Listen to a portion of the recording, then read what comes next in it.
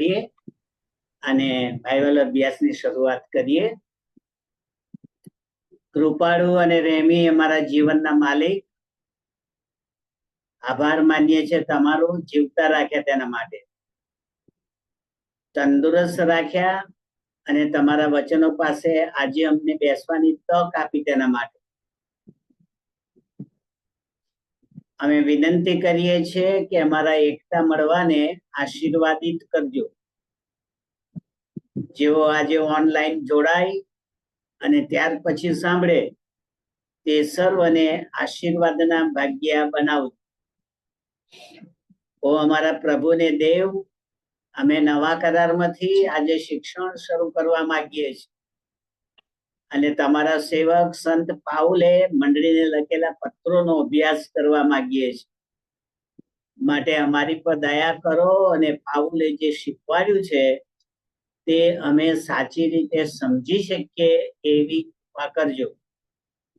મંડળીને આપેલું શિક્ષણ એ અમારા જીવનને લાગુ પડે એ અમને બતાવજો અને જીવન, મંડળી અને લોકો બધા તારણ પામે એવી વિનંતી તમારી આગળ કરીએ છીએ. સાંભળવા માટે કાન આપો અને સમજવાનું મન આપો.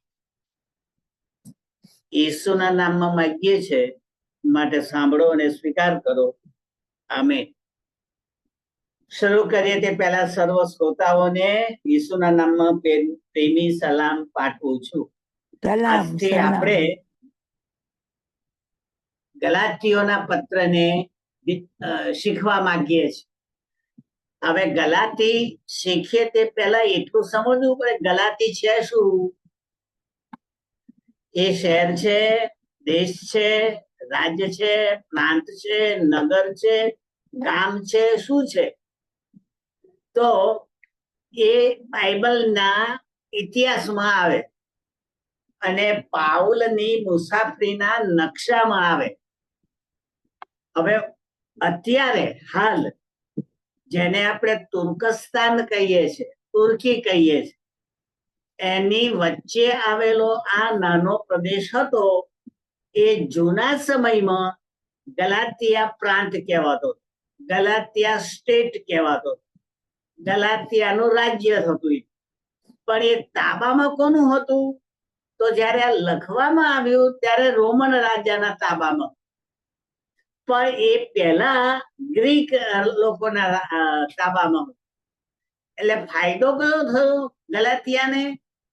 એ જમાનામાં ઈસુની પહેલી સદી અને ઈસનની પૂર્વેની પહેલી સદી એ ગ્રીકો ખૂબ બુદ્ધિશાળી, ભણેલા તત્વજ્ઞાની હતા. એટલે એ લાભ ગલાતિયાને મળ્યો.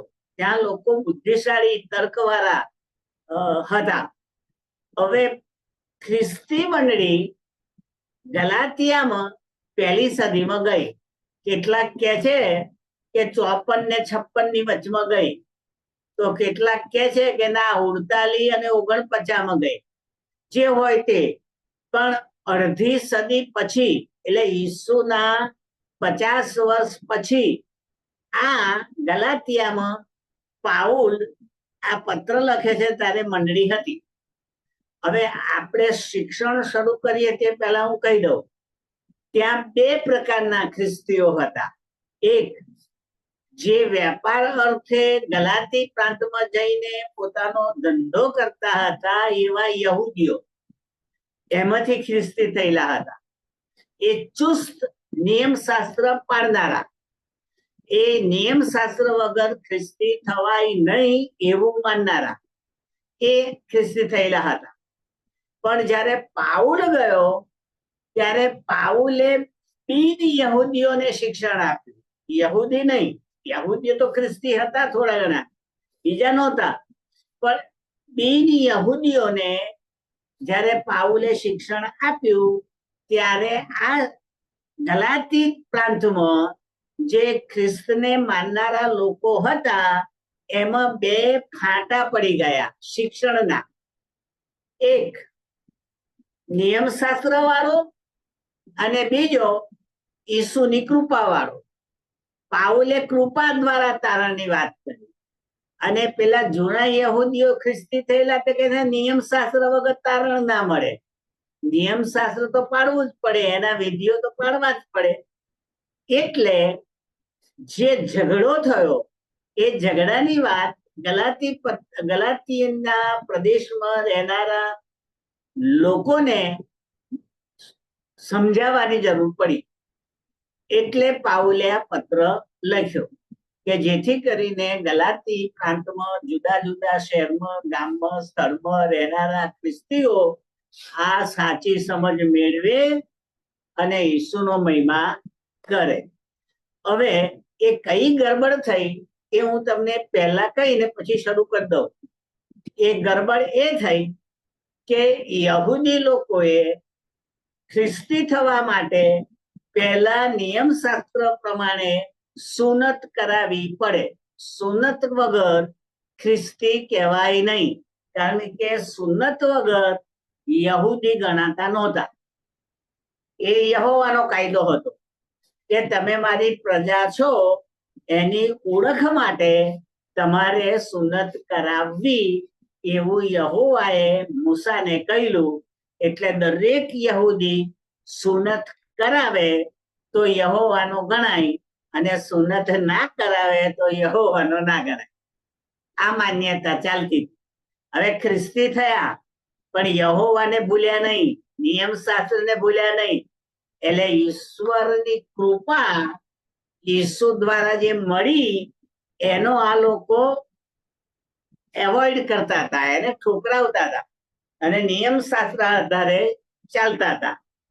હવે અહીં આજના શિક્ષણમાં એનો ખુલાસો આવશે, અને જ્યારે ખુલાસો આવશે ત્યારે આપણે સારી રીતે જોઈશું. આ તો મેં તમને ઉપસંહાર કહ્યો કે જેથી આપણે હવે શીખવા માટે આપણું ધ્યાન નિયમ શાસ્ત્ર અને ઈસુની કૃપા એ બેને ધ્યાનમાં રાખીને આ પત્ર લખવામાં આવ્યો છે, એટલે શીખીશું. હવે કાઢો ગલાતીઓનો પત્ર, 1 અધ્યાય 1 થી 5 કલમ છે. એ સલામ પાઠવી છે આપણને, પાઉલે મંડળીને, વિશ્વાસીઓને, યહૂદી અને બિન યહૂદી બધાને, જે ઈસુ વાળા છે બધાને સલામ પાઠવી છે. 1 થી 5 કલમ. એ રિવાજ હતો મંડળીને સલામ પાઠવવાનો, એના બધા પત્રોમાં સલામ હોય. હા, એટલે સલામ પાઠવી છે. એ આપણે વાંચી જઈએ. ગલાતિયામાંની મંડળીઓ જોગ લિખિતં હું પાઉલ પ્રેરિત, જે માણસોનો નહીં ને માણસોથી નહીં, પણ ઈસુ ખ્રિસ્તી તથા દેવ બાપ જેણે તેને મોયેલામાંથી ઉઠાડ્યો તેનો નિમાયેલો. હવે સાંભળો, અંદર તમે બાઇબલ લઈને બેઠા હોય તો જુઓ, વાક્ય જે ગ્રીક ભાષામાં આપણને મળે છે એમાં આવું છે: ગલાતીના મંડળીઓ જોગ લિખિતં પ્રેરિત પાઉલ. બસ આટલું જ છે. પણ પાઉલ કોણ એ પેલો કૌંસ કરીને ઓળખ આપી. આમ કૌંસ કર્યો છે, કૌંસ. જ્યાં બાઇબલમાં કૌંસ આવે ને, બ્રેકેટ આવે, કૌંસ એટલે બ્રેકેટ.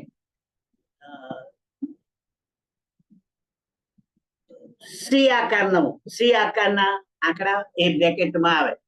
ત્યાં સમજી લેવાનું કે એ મૂળ ભાષામાં નથી, પણ એને સમજવા માટે આ ભાગ ઉમેરવામાં આવેલો છે. એટલે હું પ્રેરિત પાઉલ, તો પછી પોતાની ઓળખ આપે છે કે હું પ્રેરિત કેમનું? કારણ કે 12 શિષ્યોમાં તો નહીં, તો હું પ્રેરિત અને ચૂંટાયેલો નહીં. ચીઠી વાળો માથિયસ, હું નહીં. તો પછી હું પ્રેરિત કેવી રીતે? તો એને કૌંસમાં પોતાની ઓળખ આપી. કઈ? જુઓ, જે માણસોનું નહીં, એટલે માણસે એને પ્રેરિત નથી બનાવ્યો. માણસથી નહીં, એટલે માણસ વડે પણ નહીં. માણસો એ નિમ્યોય નથી ને માણસ તરીકે હું થયો નથી. માણસમાંથી ડિગ્રી મેળવીને હું પ્રેરિત નથી થયો. એમ માણસોએ મને ડિગ્રી નથી આપી, મેં ડિગ્રી નથી મેળવી તે રીતની. ઈસુ ખ્રિસ્ત તથા દેવ બાપ, આ એને દીક્ષા આપનારા માણસો, એને અભિષેક કરનારા માણસો, એને પસંદ કરનારા માણસો કોણ? ઈસુ અને બાપ. એને લખ્યું જુઓ, ઈસુ ખ્રિસ્તી તથા દેવ બાપ, જેણે તેને મોયેલામાંથી ઉઠાડ્યો, એટલે ઈસુને, બાપે ઈસુને મોયેલામાંથી ઉઠાડ્યા, એણે મને નિમ્યો છે. એટલે સાદા ભાષામાં કહું, પાઉલને દીક્ષા આપનાર ઈસુ ખ્રિસ્ત છે, માણસ નહીં. કોઈ ધર્મગુરુએ, કોઈ યાજકે, કોઈ પંડિતે એને દીક્ષા નથી આપી. એને દીક્ષા આપનાર દેવે ઉઠાડેલા ઈસુ ખ્રિસ્ત પોતે છે. એટલે ઈસુએ મને પ્રેરિત બનાવ્યો છે. સામાન્ય રીતે આપણે જયારે પારખ નિમાય ને ત્યારે જે મંડળી હોય, એ મંડળીના જે આગેવાનો હોય, ધર્મગુરુ હોય, એને દીક્ષા આપે, પછી એ પ્રભુની સેવાનું કામ કરે. પણ અહીં પાઉલ કે છે કે હું માણસથી દીક્ષા પામ્યો નથી, હું તો ઈસુથી પસંદગી પામ્યો છું ને એને મને અભિષેક કર્યો છે, એને મને દીક્ષા આપી છે. એટલે હું તો ઈસુનો પ્રેરિત. જેમ શિષ્યોને પસંદ કર્યા એમ મને પણ પસંદ કર્યો. પણ મને કયા ઈસુએ કર્યો? પેલા માણસ ઈસુએ નહીં. બધા શિષ્યોને કોને પસંદ કર્યા? માનવ ઈસુએ. એ જીવતા હતા ત્યારે પસંદ કર્યા બારેવને. પણ આને તો ક્યારે પસંદ કર્યો? જીવતા થયા પછી. દેવ ઈસુએ, દેવ પુત્ર ઈસુએ, મહિમાવાન ઈસુએ એને પ્રેરિત તરીકે પસંદ કર્યો. એટલે દીક્ષા આપવામાં પણ હું પાછો પડું એવો નથી. તમારા જેવો જ છું. હું તમને આ સલામ પાઠવું છું, કારણ કે મને ઈસુએ નિમ્યો છે. એમણે મને આ પ્રેરિત બનાવ્યો છે. આ આપણી સમજ માટે પાઉલે કૌંસમાં લખાવ્યું કે લખ્યું? બીજી કલમ.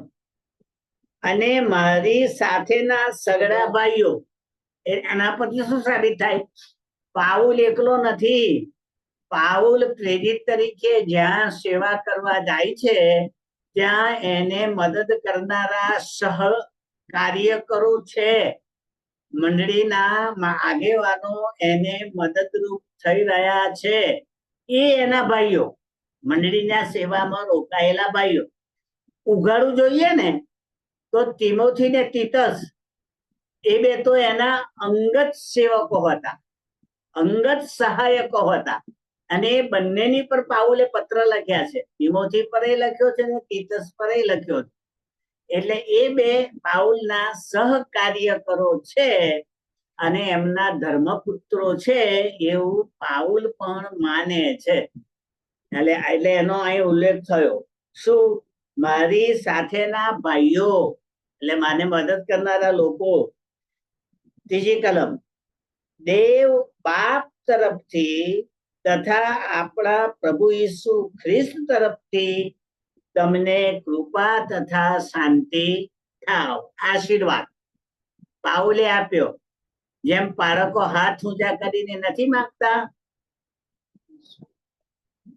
દેવ બાપની શાંતિ, ઈસુ ખ્રિસ્તની કૃપા અને પવિત્ર આત્માની સંગત તમારી સાથે હમણાંથી સદા સર્વકાળ સુધી રહો. આવું યાજકો જે અભિષેક છે, જેમને દીક્ષા આપી છે, એ હાથ ઊંચા કરીને મંડળીને સભાના અંતે આશીર્વાદ આપે છે. આ આશીર્વાદ આપવાની પ્રેરિતોને પ્રભુએ કહેલું કે તમે જેને આશીર્વાદ આપશો એને આશીર્વાદ મળશે. સાંભળજો. અને જેને તમે શાપ આપશો એ શાપના ભાગ્યા થશે. પણ કોઈ સેવક કોઈ ધર્મગુરુ, કોઈ ફાધર, કોઈ પુરોહિત, કોઈ પાળક, કોઈ મિશનરી કે કદી સાપ આપતા નથી. હૃદયમાં આપતા હોય તો ખબર નહીં, પણ મોંથી તો નથી આપતા. મોંથી તો આશીર્વાદ જ આપે છે. ના ગમે એને આશીર્વાદ આપે, સતાવતો હોય એને આશીર્વાદ આપે. એટલે આશીર્વાદ આપવાનું કામ મંડળીના સેવકોનું, બાળકોનું, ફાધરોનું છે. એ આપણે સ્વીકારીને ચાલવું જોઈએ. ખાલી ખાલી બોલતા નથી. એ પરમેશ્વરે આપેલો અધિકાર છે આશીર્વાદ આપવાનો. પણ એ આશીર્વાદમાં શું આવ્યું? કૃપા તથા શાંતિ. હવે કૃપા કોની? બાળકની નહીં, ધર્મગુરુની નહીં, બિશપ કે પોપની નહીં, કૃપા દેવની. દેવની કૃપા તમારી પર લો. તો દેવની કૃપા કોણ? તો ઈસુ.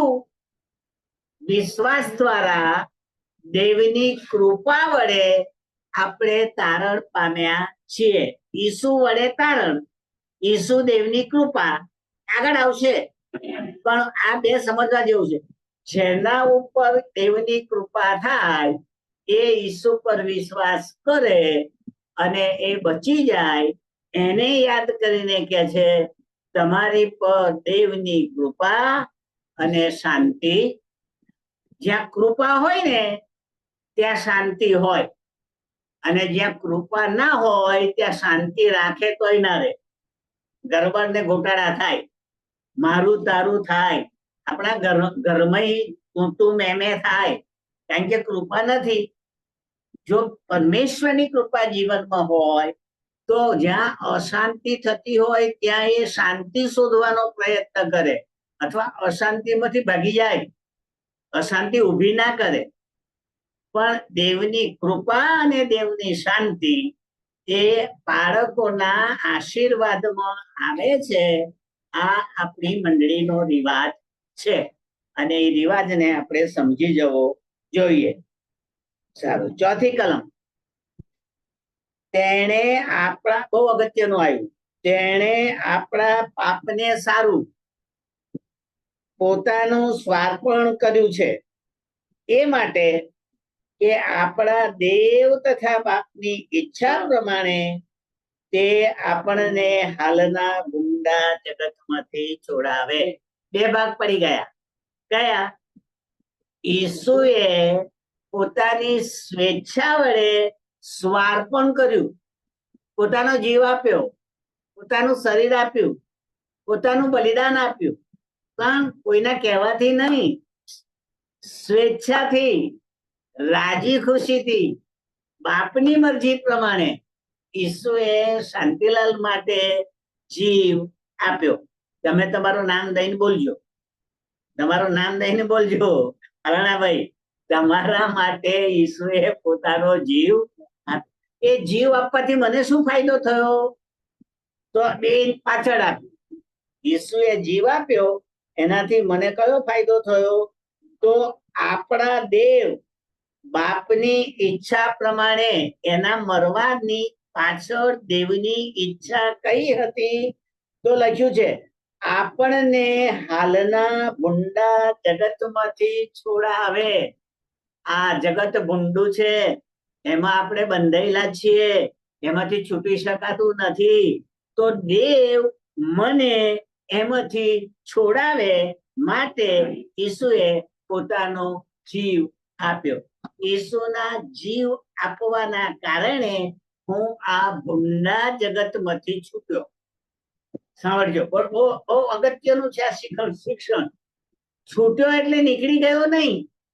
જો કોઈ પણ માણસ આ જગતમાંથી છૂટે તો પછી જઈને રહે કઈ? જગતમાં જ રહેવું પડે, કારણ કે એક માણસને છોડે તો બીજું માણસ તો છે જ. પાદરી હોય કે સંન્યાસી હોય કે ફાધર હોય, એ કદાચ લગ્ન ના કરે ને સંન્યાસી જીવન જીવે તો એ રહેવાનું તો જગતમાં. જગત સિવાય, હું માનું છું મરણ સિવાય આ જગતમાંથી છૂટાય નહીં. તો પછી પ્રભુ કહે છે કે આ જગતમાંથી તમને છોડાવે, ઊંડા જગતમાંથી. તો એ છોડાવવાની ક્રિયા કેવી, આ સમજવા જેવું આવ્યું. તો અહીં બે ભાગ પડી ગયા. એક, જે જગત ભૂંડું કરે છે, પાપ કરે છે, ઈશ્વરને ન ગમતું એવું જીવન જીવે છે, એવું જીવન હવે તમે જીવો નહીં. માટે તમને એવા જીવનમાંથી કાઢી અને પવિત્ર જીવન વાળા બનાવ્યા છે. હવે તમે ઈચ્છો તો ઈશ્વરને ગમે એવું જીવન જીવી શકો છો. પહેલા તમે ઈશ્વરની ચિંતા નતા કરતા, મરજી પ્રમાણે જીવતા હતા, એ જગત. હવે તમે એના એ રહ્યા, બુદ્ધિ એની એ રહ્યું, મગજ એનું એ રહ્યું, શિક્ષણ એનું એ રહ્યું, બધું જ એનું એ રહ્યું. પણ દેવે તમે ઈસુના મરણ દ્વારા તમને એ જગતમાંથી બહાર કાઢીને દેવની ઓળખ કરી આપી અને કહ્યું કે જો આ દેવ, હવે આ દેવ શું કે છે તે સાંભળ. અને એ દેવનું વચન મને સંભળાવવા માટે ઈસુએ બાઇબલ આપ્યું, જેથી બાઇબલ દ્વારા હું ઈસુને કે દેવને શું ગમે છે એ જાણી શકું અને એ પ્રમાણે જીવી શકું. તો જગત વાળું નહીં, હવે બાઇબલ વાળું જીવન. જગત જેવું મને ગમતું હતું એવું નહીં, હવે મારા પ્રભુને, મારા ઈસુને ગમે એવું જીવન. એ કે આ કર તો કરવાનું, ને એ કે ના કર તો નહીં કરવાનું. એ કે ભાઈ કોઈનું અહિત ના કરીશ તો નહીં કરવાનું. એ કે કોઈનું ભલું કર તો કરવાનું. અને મારો પ્રભુ કદી કોઈનું ભૂંડું કરવાનું કે નહીં, ભલું જ કરવાનું કે, કારણ કે ભલો ભરવાડ છે. તો આ ફાયદો થયો સ્વાર્પણમાં. મારા જીવનના વિચારોને પ્રભુએ નવા ગાંઠમાં ગળ્યા. જે જૂનો વિચાર હતો નવો બનાવી દીધો. મારી મરજી પ્રમાણે જીવતો તો પ્રભુની મરજી પ્રમાણે જીવવાનું શીખવાડી દીધું. અને દેવ વગરનો હતો ત્યારે મને દેવ બતાવી દીધા. આ રહ્યા દેવ, આ તારા બાપ, અને હું તારા માટે મર્યો. એટલે ઈસુના મરણમાંથી આપણને આ જગતમાંથી, ભૂંડા જગતમાંથી છોડાવવાનો લાભ મળ્યો. હવે થોડા બાઇબલની બહાર જાણવા જેવું છે એટલે કહું છું. અને આપણા ભજન સંગ્રહમાં ને ગીતોમાં ગઈએ છે કે ભવસાગરમાં મળ્યું મારો તારણ હાર, મારો તારણ હાર, આવું ગીત છે. તો ભવસાગર, ભવ આ પેલો પાણી વાળો સાગર નહીં, તાર કયો સાગર?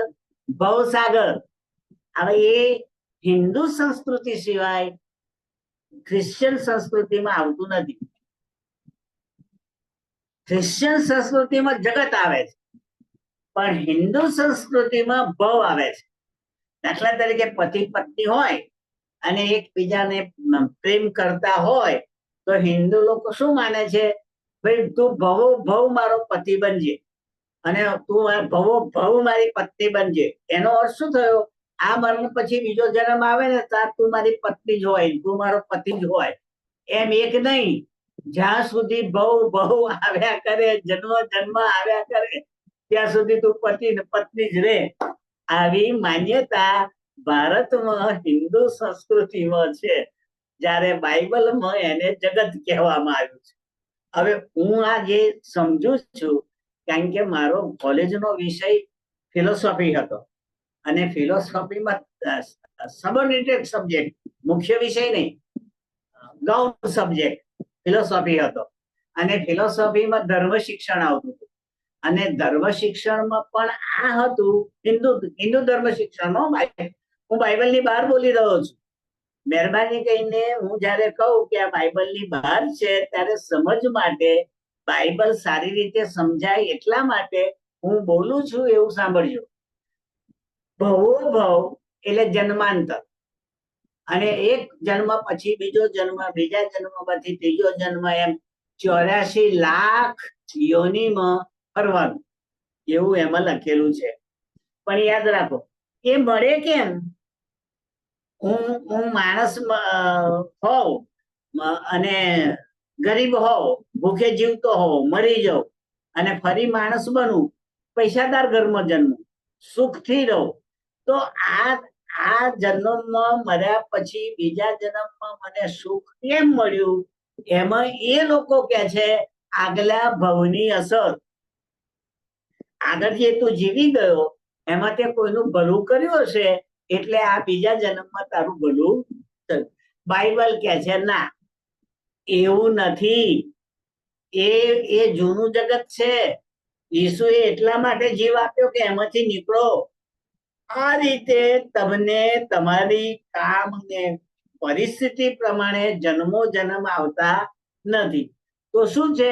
એક જ વખત જન્મવાનું અને પછી ન્યાય કાળે ઊભું રહેવાનું અને પછી અનંતકાળનું જીવન અને અનંતકાળનું મરણ એ ખ્રિસ્તી શિક્ષણ છે.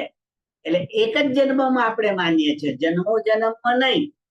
અને અહીં જે ભૂંડું જગત છે એ આવું બધું માને છે. તો હવે ખ્રિસ્તી થયા પછી શું માનવું જોઈએ? એ ભવો ભવની વાત કાઢી નાખો અને એ ભવો ભવ જે હતું એમાં મને ઈસુ મળી ગયો અને મારા માટે જીવ આપ્યો. હવે મારો ભવ ગયો, હવે મારો જન્મ ગયો, હવે હું સ્વર્ગમાં જઈશ અને પ્રભુની સાથે રહીશ. આ લાભ આપણને આ વચનમાંથી મળે છે. એટલે લખ્યું છે ગુંડા જગતમાંથી બચાવે છે, કપરા જગતમાંથી બચાવે છે. 5મી કલમ. તે બાપને સદા સર્વકાર મહિમા હોજો. એટલે સલામ પાઠવતી વખતે કે છે આપણે જેને બાપ માનીએ છીએ એને સદા કાળ માટે, હંમેશા માટે મહિમા હો, માન આપો, માન જાળવો, હંમેશાના માટે પરમેશ્વરનું સન્માન કરતા શીખો. આ સલામ પૂરી થઈ. હવે ફકરો શરૂ થાય છે. સુવાર્તા એટલે શું? સુવાર્તા કોને કહેવાય? એ ફકરો હવે ગલાતીની મંડળીને પાઉલ સમજાવે છે. હવે પહોંચીએ આપણે 6ઠી કલમ. શું લખ્યું છે?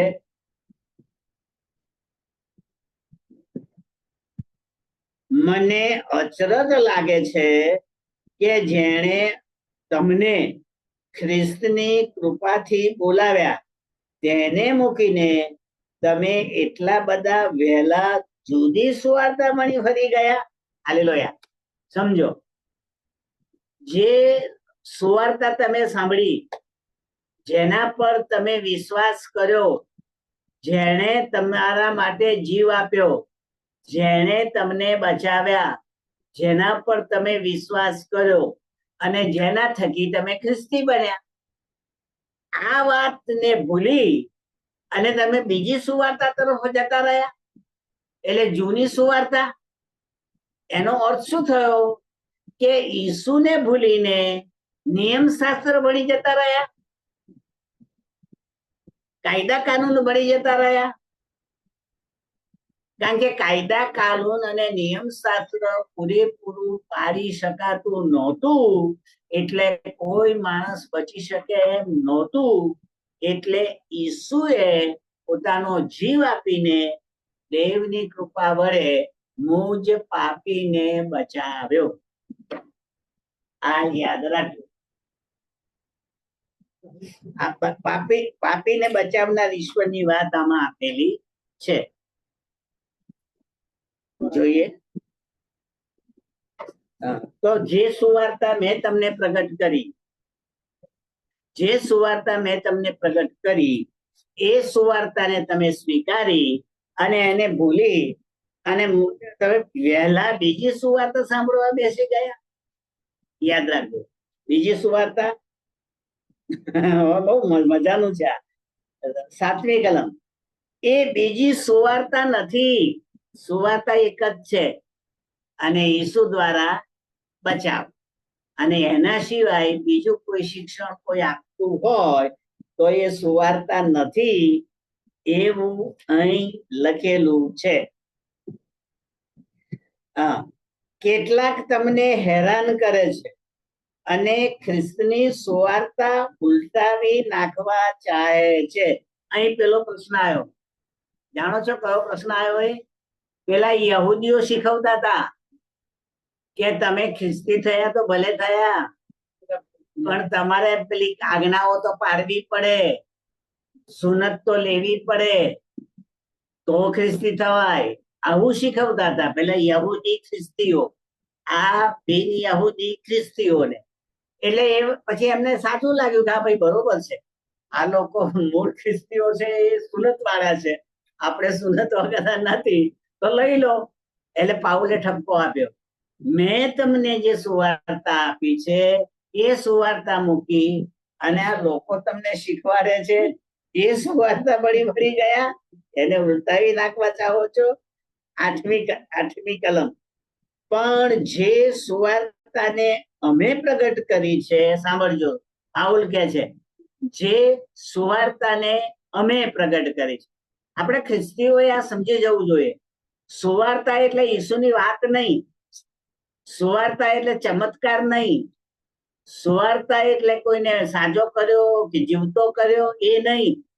એ તો પ્રભુએ એના મહિમા માટે કામ કર્યું. સુવાર્તા એ છે ઈસુ તમારા માટે મર્યા, દેવે એને ઉઠાડ્યા, એના પર વિશ્વાસ કરો અને જીવતા રહો.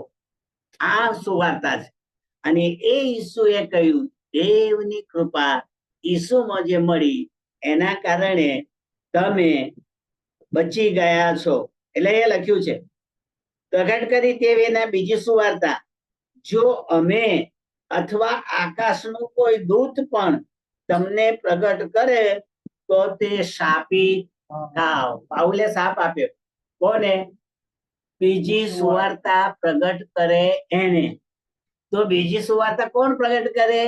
તો કે છે અમારામાંનો કોઈ, એટલે જે ખ્રિસ્તી છે એમાંનો કોઈ, યહૂદી હોય કે બિન યહૂદી હોય, પારક હોય કે ફાધર હોય, એ જો કોઈ એવી બીજી સુવાર્તા પ્રગટ કરે કે જે પાઉલે નથી કરી તો એ શાપિત થાવ, એને શાપ પ્રભુનો મળો.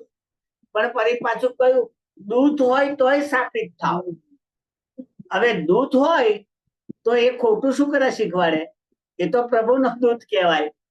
પણ અહીં દૂત શબ્દ જે વાપર્યો ને એ સમજવા જેવો છે, કારણ કે આપણા બાઇબલમાં એવું શિક્ષણ છે કે શૈતાન દૂતનું રૂપ ધારણ કરે છે અને બાઇબલ શીખવાડે છે. શૈતાન રૂપ લે છે દૂતોનું અને શીખવાડે છે ઊંધું. એટલે પાઉલ જાણતો હતો, એટલે કહ્યું દૂત પણ કે છે આનાથી જુદી શિક્ષા આપે અથવા શિક્ષણ આપે તો એ શાપિત થાવ, પ્રભુનો શાપ એના ઉપર આવો. 9મી કલમ, જેમ અમે અગાઉ કહ્યું હતું તેમ હમણાં હું ફરીથી પણ કહું છું કે જે સુવાર્તા તમે પામ્યા છો તે વિના બીજી સુવાર્તા જો કોઈ તમને પ્રગટ કરે તો શાપી થાવ. બીજી વખત પણ એનું એ જ કહ્યું. પાઉલે જે શીખવાડ્યું એના કરતા જુદી જાતનું શિક્ષણ મંડળીમાં કે ગમે ત્યાં કોઈ આપે તો પાઉલ એને શું આપે છે? આશીર્વાદના બદલે શાપ. હવે આપણે શું કરવાનું? કદી ઈસુની વિરુદ્ધની સુવાર્તા કોઈને આપવાની નહીં. ના આવડતું હોય તો બંધ રહો, આવડતું હોય તો ઈસુની વાત કહો, પણ ઈસુ સિવાયની વાત એ સુવાર્તા નથી. આ યાદ રાખજો. સુવાર્તા એટલે સારી વાત, શુભ સંદેશ, ઈસુમાં જે મળે છે તે. તો 2 વખત કહ્યું શાપિત થાવ એવું. તો હમણાં હું માણસોની કૃપા મેળવી લેવાને યત્ન કરું છું કે દેવની? હાલેલુયા. આ આપણે કસોટી આવી. કહ્યું અત્યારે હું ખ્રિસ્તી છું, અત્યારે સાંભળનારા ખ્રિસ્તી છે, તો તમારે કોની કૃપા જોઈએ છે? માણસની કે દેવની? દેવની કૃપા જોઈતી હોય તો ઈસુ આપશે, અને માણસની કૃપા જોઈતી હોય તો માણસને રાજી કરો. માણસ રાજી થાય તો માણસ તમને જોઈએ એ આપે, અને પ્રભુ રાજી થાય તો પ્રભુ આપણને જે જોઈએ તે આપે. એટલે પાઉલ કે છે કે હું કોની કૃપા મેળવવા માંગુ છું, પ્રયત્ન કરું છું, દેવની કે માણસની?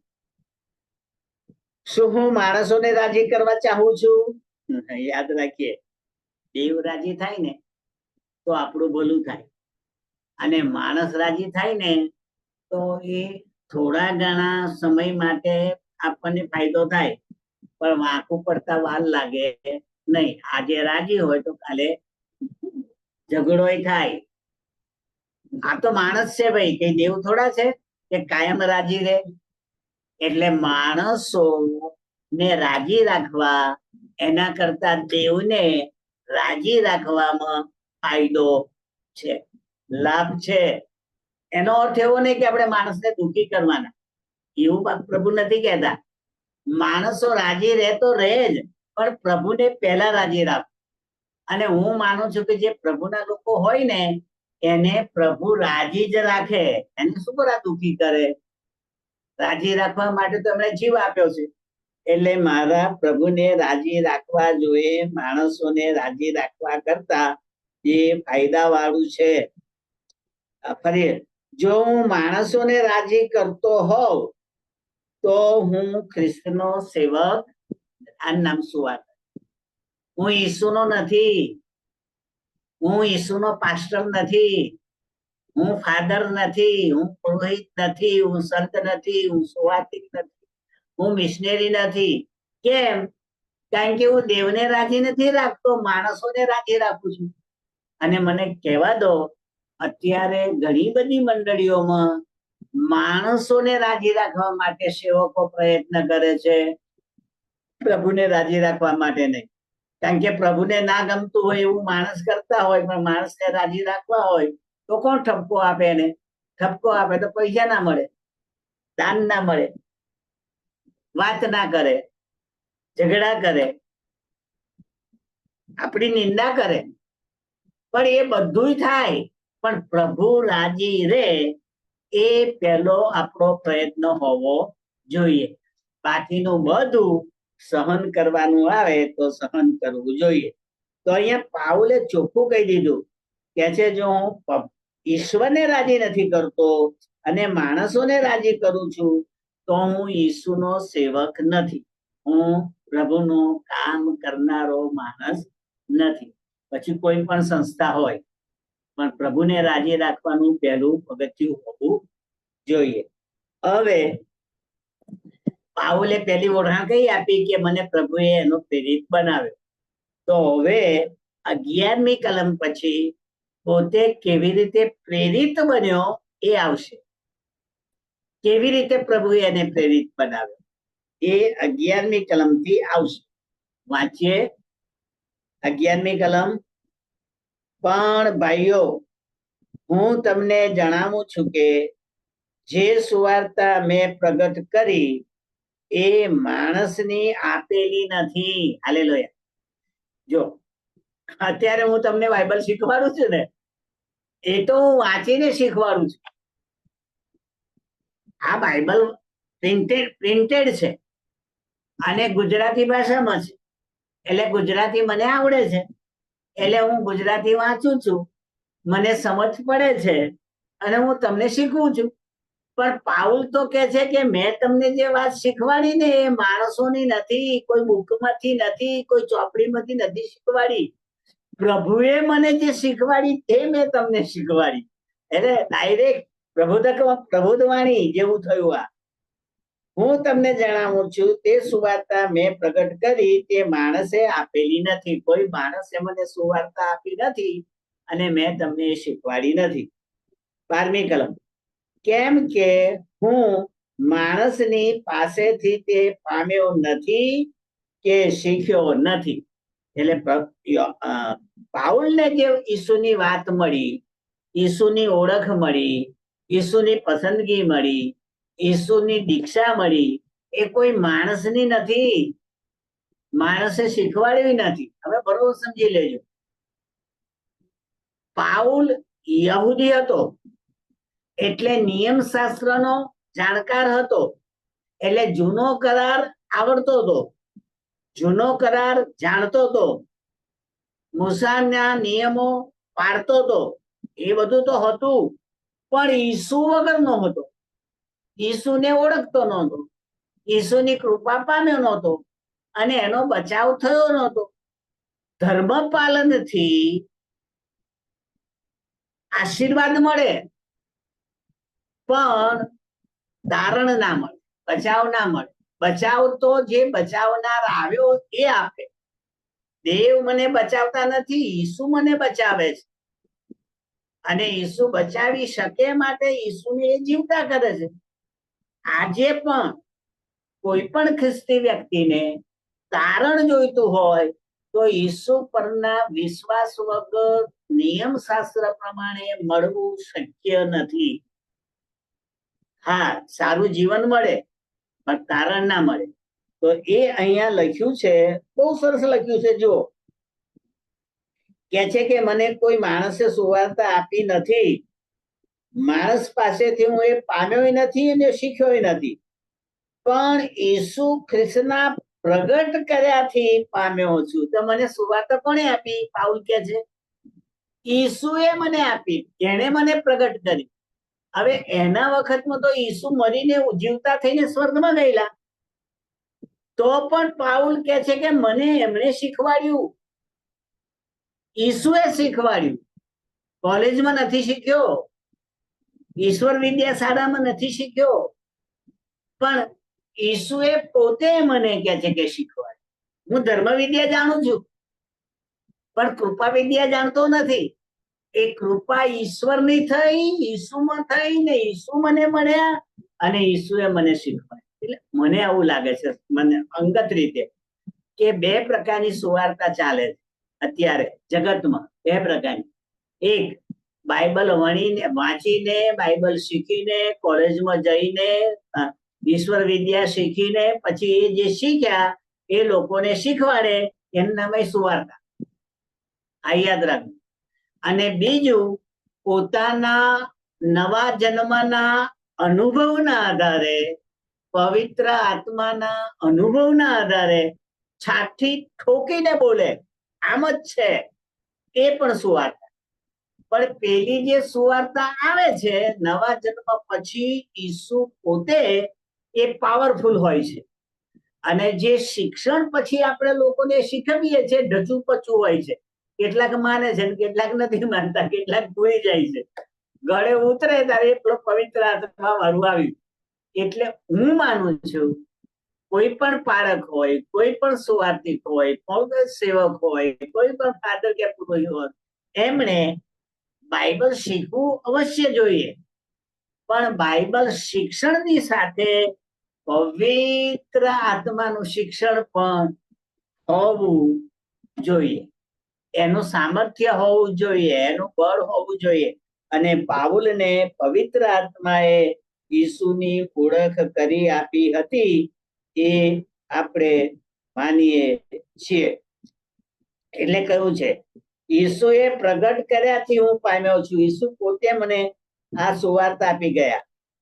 13મી કલમ, કેમ કે હું પ્રથમ યહૂદી ધર્મ પાળતો હતો. આવ્યું નિયમ શાસ્ત્ર, પાઉલ બોલ્યો હું યહૂદી ધર્મ પાળતો હતો, અને મારી વર્તણૂક વિશે તો તમે સાંભળ્યું છે કે હું દેવની મંડળીને બેહદ સતાવનારો હતો. સારો ધર્મ પાળનારો હતો, ધર્મચુસ્ત હતો, પણ ખ્રિસ્તીઓને સતાવતો હતો, કારણ કે હું ઈસુને તો ઓળખતો નહોતો. ઈસુને ના ઓળખે એ ખ્રિસ્તીઓને સતાવે, ઈસુને ઓળખે તે ખ્રિસ્તીઓનું સાંભળે, કારણ કે ખ્રિસ્તી ઈસુ પર વિશ્વાસ કરનારી વ્યક્તિ હોય છે. આજે પણ મારા કરતા ને તમારા કરતા ધાર્મિક માણસો હશે, પાઉલ જેવા જ યહૂદી ચુસ્ત ધર્મ પાળનારા, એમના ધર્મમાં જોશ રાખનારા, પણ ઈસુની ઓળખ ના થાય ત્યાં સુધી ઈસુની વાત એમના ગળે ઉતરે નહીં અને એમની સતામણી કરે, જે પાઉલે કરી તેમ. એ કે પોતે કે છે, જુઓ, હું બેહદ સતાવનારો હતો, ખૂબ સતાવતો હતો મંડળીને, દેવની મંડળીને સતાવતો હતો અને તેની પાયમાલી કરતો હતો, એનો નાશ કરતો હતો, એમને મારી નાખતો હતો. 14મી કલમ. અને મારા પૂર્વજોના સંપ્રદાય માટે હું અતિશય ખંતીલો હોવાથી મારી ઉંમરના મારા ઘણા દેશી ભાઈઓ કરતા હું યહૂદી ધર્મમાં વધારે પ્રવીણ હતો.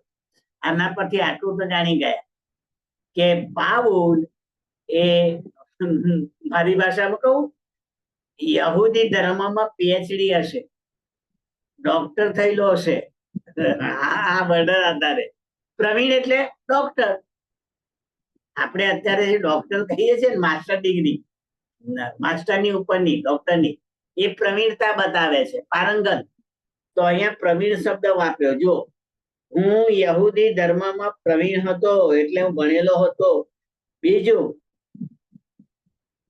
અતિશય ખંતીલો હોવાથી મારી ઉંમરના બીજા દેશી ભાઈઓ કરતા યહૂદી ધર્મમાં વધારે પ્રવીણ હતો.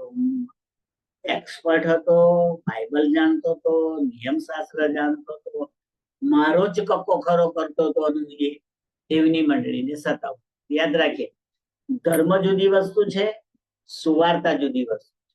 સુવાર્તા બચાવની વાત છે, ધર્મ પાલનની વાત છે.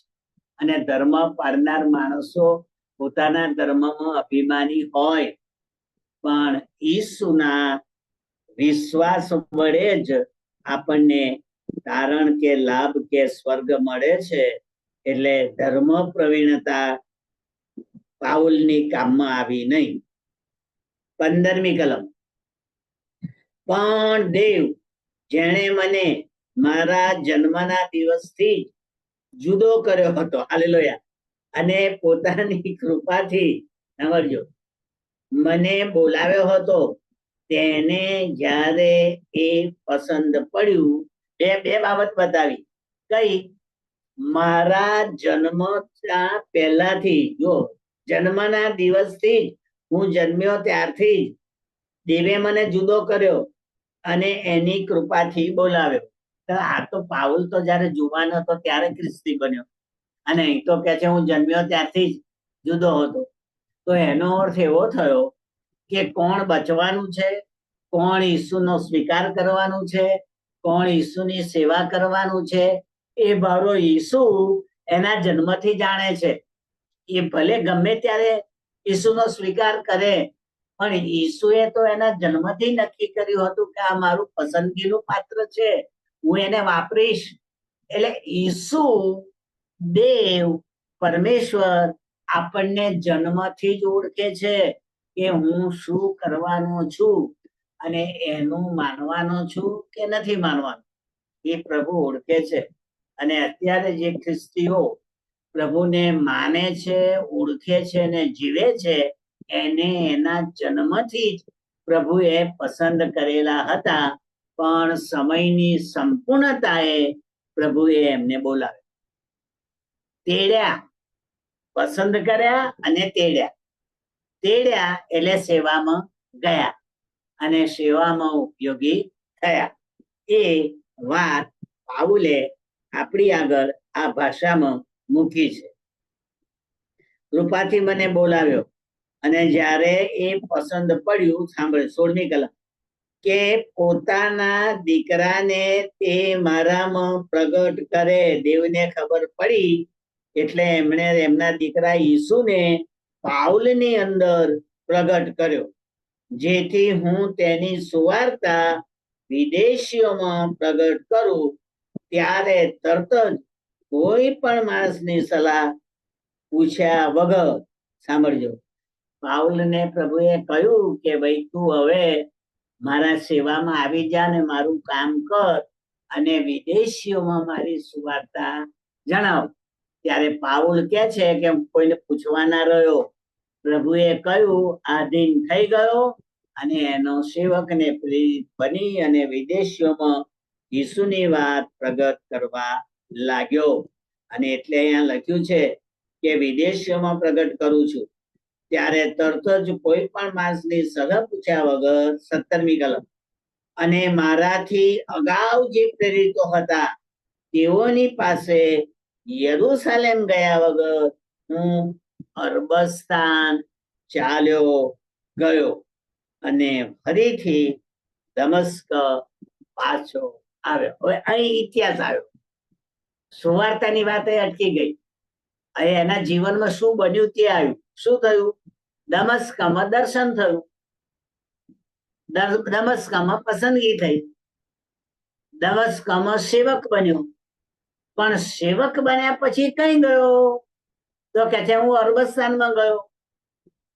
યાદ રાખજો, ઈસુ પણ જ્યારે 30 વર્ષની ઉંમરે પ્રભુની સેવામાં જોડાય છે ત્યારે એ સેવા કાર્ય કરવા માટે એ અમુક સમયે પ્રાર્થનામાં ચાલ્યા જાય છે, એકાંતમાં ચાલ્યા જાય છે, જંગલમાં ચાલ્યા જાય છે, વાડીમાં ચાલ્યા જાય છે, બધાને મૂકીને ચાલ્યા જાય છે. કેમ? કારણ કે ત્યાં જઈને પ્રભુનું બળ પ્રાપ્ત કરે છે. કદાચ પાઉલે એ જ અહીંયા કહેવા માંગે છે કે દમસ્કમાં દર્શન થયું, હું સેવક બન્યો, પછી હું અરબસ્તાન જતો રહ્યો. અરબસ્તાન એ ઇઝરાયલને અડકેલા અરણ્યનો પ્રદેશ, એ અરબસ્તાન. અને અરબસ્તાનમાં જઈને શું કર્યું તે આપણે જાણતા નથી, કારણ કે આ બાઇબલમાં એ લખ્યું નથી. પણ કેટલાક એવું માને છે કે ત્યાં એને પ્રાર્થના કરી હોવી જોઈએ અને બળ મેળવ્યું હોવું જોઈએ, અને વધારે પાકો થઈને, વધારે મજબૂત થઈને એ પાછો દમસ્ક આવ્યો. અને અહીંયા લખ્યું છે ફરીથી પાછો દમસ્ક આવ્યો. સારું. 18મી કલમ. ત્યારબાદ 3 વર્ષ પછી કેફાની મુલાકાત લીધી. હાલેલુયા. અરબસ્તાન ગયો, પ્રાર્થના કરી, મદદ માંગી, બળ મેળવ્યું, પાછો દમસ્ક આવ્યો. પછી 3 વર્ષ સુધી લોકોમાં ઈસુની વાત પ્રગટ કરી. અને પછી કોને મળવા ગયો? કેફાને, યરૂશાલેમમાં. હવે કેફા કોણ? તો પિત્તર. ચાલો, પિત્તરનું યહૂદી નામ કયું? તો સિમોન. ગ્રીક નામ કયું? તો પિત્તર. ત્યારે કેફા કઈથી આવ્યું? એ ઈસુએ પાડેલું. ઈસુ એનું નામ કેફા પાડેલું. એટલે આ તો 3 નામ વાળો માણસ. પિત્તર, સિમોન, પિત્તર અને કેફા. આપણામાં પણ કેટલાક 2 નામ વાળા હોય છે, ઉર્ફે કરીને લખે છે. એટલે નામ રાખવાની પદ્ધતિ ઈસવીસન પૂર્વેથી ચાલતી આવી હોય એવું લાગે છે. 3 વર્ષ પછી કેફાની મુલાકાત લેવાને હું યરૂશાલેમ ગયો અને તેની સાથે 15 દિવસ રહ્યો. એટલે યરૂશાલેમમાં પિત્તરની સાથે, કેફાની સાથે 15 દિવસ સુધી આ પાઉલ રહ્યો. પણ પ્રભુના ભાઈ યાકૂબ સિવાય પ્રેરિતોમાંના બીજા કોઈને હું મળ્યો નહીં. તો પિત્તરની સાથે રહ્યો અને યાકૂબને મળ્યો, બીજા કોઈને ના મળ્યો. તો મને કહો તમે, પિત્તર અને યાકૂબ એ 2 નામ આવ્યા આમાં. તો એ 2 એ વખતે મંડળીના મુખ્ય માણસો હતા, બિશપ જેવા, વડીલો, થાંભલા જેવા મંડળીના. પિત્તર પણ આગેવાન, યાકૂબ પણ આગેવાન. એટલે એ 2 આગેવાનોની સાથે 15 દિવસ રહી અને એ મજબૂત બન્યો મંડળીના કાર્ય. આ ફાયદો છે. જ્યારે આપણે કોઈ કોન્ફરન્સમાં જઈએ ને, અથવા કોઈ સંગતમાં કે મીટિંગમાં જઈએ ને, ત્યારે બિરયાની ખાવા નથી જતા, બળ મેળવવા જઈએ છે. આત્મિક બળ, સેવાનું બળ, સમજણનું બળ, કામ કરવાનું બળ, સૂઝ મેળવવા જઈએ. એટલે આ જરૂરી છે. આગેવાનોની સંગત, આગેવાનોની સાથે રહીને શીખવું એ જરૂરી છે. તો અહીંયા લખ્યું છે, સાંભળો.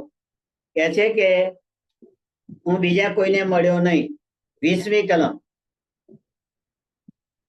હું તમને જે લખું છું જુઓ, તેમાં દેવને સાક્ષી રાખીને કહું છું કે હું જૂઠું કહેતો નથી.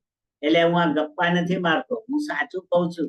ઈશ્વરની સાક્ષીએ કહું છું કે હું 15 દાડા આ બેની સાથે રહ્યો અને મેં આ બળ મેળ્યું. 21મી કલમ. પછી હું સિરિયા અને કિલિકિયાના પ્રાંતોમાં આવ્યો. હવે યરૂશાલેમ એ દક્ષિણમાં અને સિરિયા એ ઉત્તરમાં, સમરૂન અને ગાલિલ પ્રાંતની ઉપર સિરિયા આવ્યું. તો એ સિરિયા અને એની બાજુ કિલિકિયા એ બે અરામી દેશો. તો એ અરામી દેશોમાં જઈને એણે કામ કર્યું હોવું જોઈએ. 22મી કલમ. યહૂદિયામાંની ખ્રિસ્તી મંડળીઓને હજી મારી ઓળખાણ થઈ નહોતી. હાલેલુયા.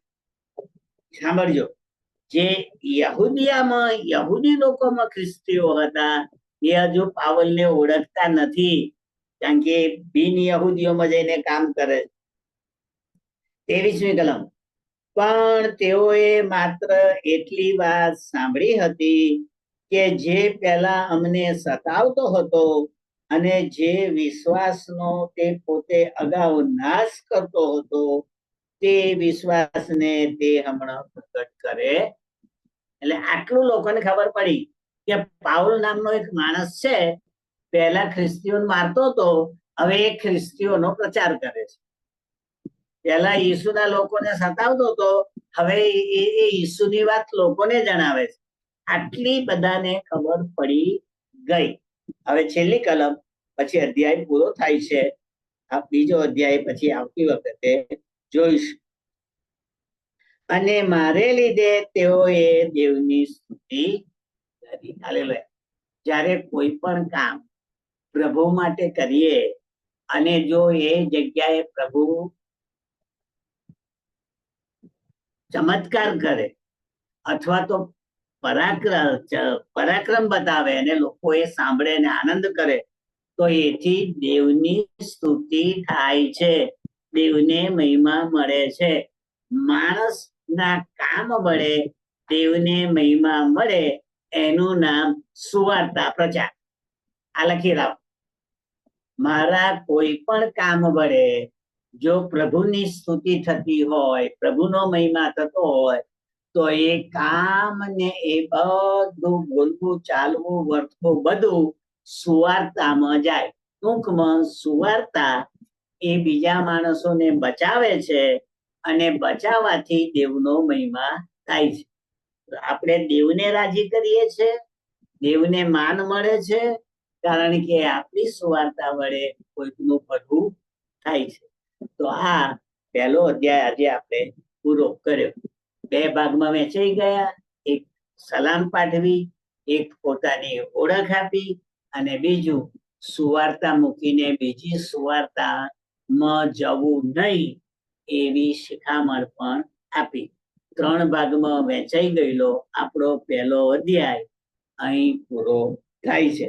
આવતી વખતે ઈશ્વરની ઈચ્છા હશે તો આપણે બીજા અધ્યાયમાં જઈશું. પ્રભુ આ સમજવાને આપણી સહાય કરો. પ્રાર્થના કરીએ અને છૂટા પડીએ. રેમી બાપ, તમારો આભાર. તમારા પુત્ર ઈસુને અમારા પાપને માટે શહીદ થવાને, બલિદાન થવાને, અર્પણ થવાને તમે મોકલી આપ. એ સારું કે તેમના સ્વાર્પણમાં, તેમના બલિદાનમાં આ ભૂંડા જગતમાંથી અમે બચી શકીએ. જે જગતમાં અમે રહેતા હતા અને જે જગતમાં અમે વર્તતા હતા, એમાં તમે રાજી થાવ એવું કશું જ નહોતું. પણ હવે અમે એવું જીવન જીવી શકીએ છીએ ઈસુના પ્રતાપે અને આત્માના સામર્થ્યમાં, કે તમે રાજી થઈ શકો છો. માટે પ્રભુ અમને એવી શક્તિ આપજો, સમજ આપજો, બુદ્ધિ આપજો કે તમને ગમે એવું જીવન આ જગતમાં અમે જીવી શકીએ. ઈસુના નામમાં માંગીએ છીએ, માટે સાંભળો અને સ્વીકાર કરો. આમેન.